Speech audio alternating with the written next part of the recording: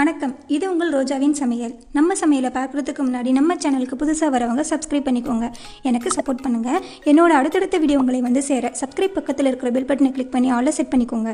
இப்போ வாங்க சமைக்க போகலாம். இப்போது டார்க் சாக்லேட், பேரிச்சப்பழம், பீனட் பட்டர் இந்த 3 பொருட்களை வச்சு ஹெல்த்தியான சுவையான ஸ்வீட் ரெசிபி எப்படி செய்யலாம்னு பார்க்கலாம். இப்போ ஃபஸ்ட்டு பீனட் பட்டர் ரெடி பண்ணிக்கணும். அதுக்கு வேர்க்கடலையை நல்லா வறுத்து எடுத்துக்கோங்க.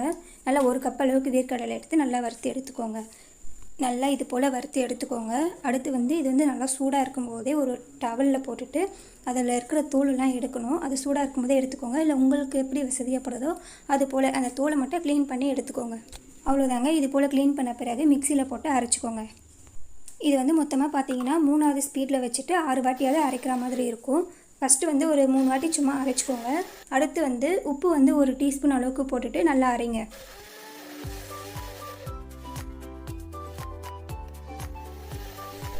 இப்போ உங்களுக்கு பார்க்கும்பொழுதே தெரியும் பட்டர் இப்போவே ரெடி ஆகிடுச்சு.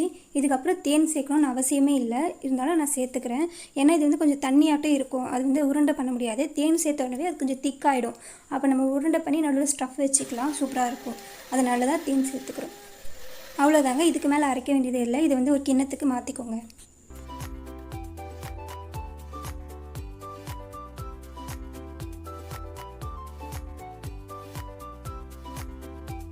இப்போது இந்த டார்க் சாக்லேட் பார்த்து வச்சுக்கோங்க. இது போலவே வாங்கிக்கோங்க. இதுதான் யூஸ்ஃபுல்லாக இருக்கும். இந்த மாதிரி ஸ்வீட்டு, க்ரீமு, கேக்லாம் பண்ணுறதுக்குலாம் இதுதான் யூஸ்ஃபுல்லாக இருக்கும். இது டிமார்ட்டு அப்புறமா அமேசான்லாம் கூட கிடைக்குது. நீங்கள் அதில் பார்த்து வாங்கிக்கோங்க. இப்போது இந்த சாக்லேட்டை உங்களால் எவ்வளோ கட் பண்ண முடியுமோ கட் பண்ணி எடுத்துக்கோங்க. இப்போ இந்த சாக்லேட்டை உருக்கணும். அதுக்காக ஃபஸ்ட்டு தண்ணி கொதிக்க வச்சுக்கோங்க. அதுக்கு மேலே இப்போ கட் பண்ணி வச்சுக்கிற சாக்லேட்டை காமிச்சிட்டு நல்லா உருக்கி எடுத்துக்கோங்க. இப்போ உருக்கும் பொழுதே உங்களுக்கு கொதிக்கிற பால் ஒரு அரை கரண்டி அளவுக்கு ஊற்றிக்கோங்க. இப்போ இந்த சாக்லேட் டைரெக்டாக சூடு பண்ணக்கூடாது. அப்படியே சூடு பண்ணிங்கன்னா அது தீஞ்சிரும். அப்புறம் நல்லா இருக்காது. அதனால் டபுள் பாயிலே பண்ணுங்கள். அடுத்து பார்த்தீங்கன்னா பட்டர் 2 டீஸ்பூன் அளவுக்கு சேர்த்துக்கோங்க.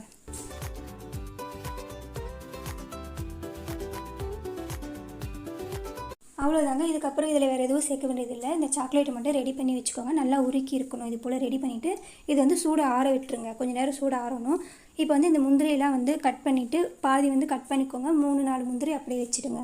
அது கூட நடுவில் வைக்கிறதுக்கு ஸ்டஃப் மாதிரி வச்சுக்கலாம். மற்றபடி முந்திரி மேலே தூவுறதுக்காக தான் நல்லா பொடி பொடியாக கட் பண்ணிக்கோங்க.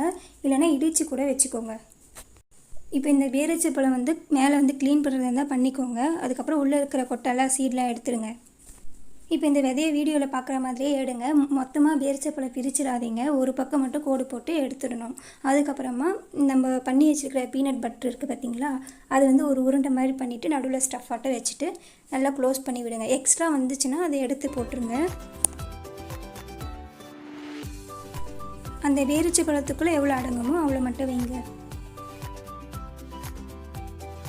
அதுபோலவே உங்களுக்கு தேவையான அளவுக்கு பீனட் பட்டர் வச்சுட்டு இது போல் ஒரு 4-5 வைக்கிறீங்கன்னா 4-5 பேரிச்சப்பழத்தில் வச்சுருங்க. வச்சு ரெடி பண்ணி வச்சுக்கோங்க. அது ஃபஸ்ட்டு. அதுக்கப்புறமா முந்திரி உள்ளே வச்சுட்டு அதுவும் ரெடி பண்ணி வச்சுக்கோங்க. அதுக்கப்புறமா கொஞ்சம் முந்திரியோ அப்புறம் பீனட் பட்டர் 2மே சேர்த்து வச்சுட்டு கூட ரெடி பண்ணி வச்சுக்கோங்க. இது எல்லாமே ரெடி பண்ண பிறகு சாக்லேட்டில் டிப் பண்ணி எடுக்கணும். நீங்கள் இந்த பிளேட்லேயே வைக்க வேண்டாம். அந்த பிளேட்டில் வச்சதுனால என்னென்னா ஒட்டிக்குது. அந்த பிளேட்லேயே ஒட்டிக்கிறதுனால இந்த சாக்லேட் எடுக்க முடியல. அதனால் பட்டர் ஷீட்டோ இல்லைன்னா வெண்ணெயோ பட்டரோ என்ன தடவிட்டு அதுக்கு மேலே இது வைங்க. அப்போ தான் ஈஸியாக இருக்கும் எடுக்கிறதுக்கு. பட்டர் ஷீட் வச்சிங்கன்னா கூட அந்த பட்டர் ஷீட்டில் பட்டர் தடவிட்டு வைங்க. அப்போ தான் ஈஸியாக இருக்கும் எடுக்கிறதுக்கு. நான் யோசிக்காமல் பிளேட்லேயே வச்சுட்டேன். அதனால தான் எடுக்க முடியாமல் போயிடுச்சு. அது கூட கரண்டி, இந்த தோசை கரண்டி அது போல் கரண்டி எதனா வச்சு எடுத்துருக்கோங்க. ஈஸியாக இருக்கும்.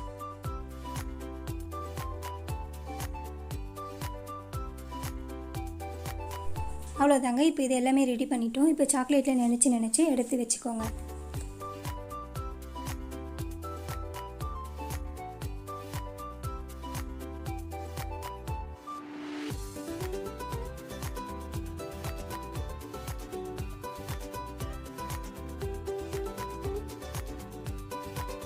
அவ்வளோதாங்க. கடைசியாக ஒரு 3 ஸ்வீட்டுக்கு மட்டும் முந்திரி இடித்து வச்சுருக்கிற முந்திரியை மேலே தூவி இருக்கேன்.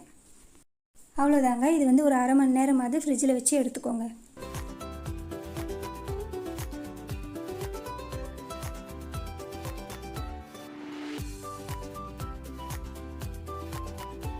இப்போ இந்த சாக்லேட்டை இது போல் கரண்டியில் கீறி எடுத்துக்கிறாங்க. இது பட்டர் ஷீட் போட்டு தான் இந்த மாதிரி கீற வேண்டியது இருந்திருக்காது. பட்டர் ஷீட் போட்டால் கூட அதுக்கு மேலே பட்டர் தடவிட்டு நீங்கள் போடுங்க. ஈஸியாக வந்துடும். அடுத்து எக்ஸ்ட்ரா வந்து இந்த சாக்லேட்டில் பரவி இருக்குது பார்த்தீங்களா, அதெல்லாம் வந்து உடச்சி ஒரு பாக்ஸில் போட்டு எடுத்து வச்சுக்கோங்க. அது வந்து கேக் எதுனா பண்ணும்பொழுது யூஸ் பண்ணிக்கோங்க. அப்படி இல்லைன்னா அந்த சாக்லேட் சாப்பிட்டுக்கலாம், நல்லா தான் இருக்கும்.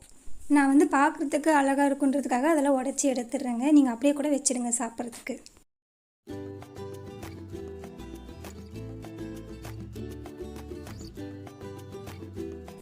அவ்வளோதாங்க, வீட்லேயே ஹெல்த்தியான பேரிச்சம்பழம் சாக்லேட் ரெடி ஆகிடுச்சு. நீங்கள் செஞ்சு பார்த்தீங்கன்னா எப்படி இருந்ததுன்னு கமெண்ட் பண்ணுங்கள். இந்த வீடியோ உங்களுக்கு பிடிச்சிருந்தா லைக் பண்ணுங்கள், உங்களுக்கு தெரிஞ்சவங்களுக்கு ஷேர் பண்ணுங்கள்.